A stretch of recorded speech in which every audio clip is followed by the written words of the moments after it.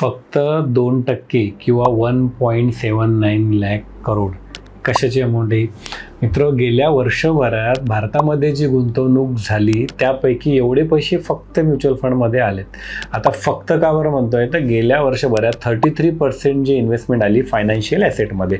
Financial asset म्हणजे काय? Bank, fixed deposit असेल, PPF असेल, आपला लाईफ इन्शुरन्स असेल, इक्विटी असेल, पोस्ट ऑफिस असेल, यांना फायनान्शियल सेव्हिंग म्हटलं जातं.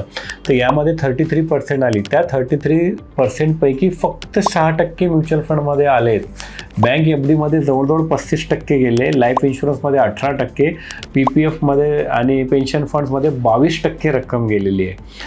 याच्याहीपेक्षा महत्त्वाचा भाग काय मित्र की 33% इथे आले, बाकीचे पैसे कुठे गेले? बाकीच्या पैशांपैकी 51% जी रक्कम आहे 100 रुपयापैकी 51 रुपये हे रिअल इस्टेटमध्ये गेलेत, ज्याच्यामध्ये फ्लॅट असतील, प्लॉट असतील, आणि 15% जे आहे ते गोल्डमध्ये गेलेलं आहे.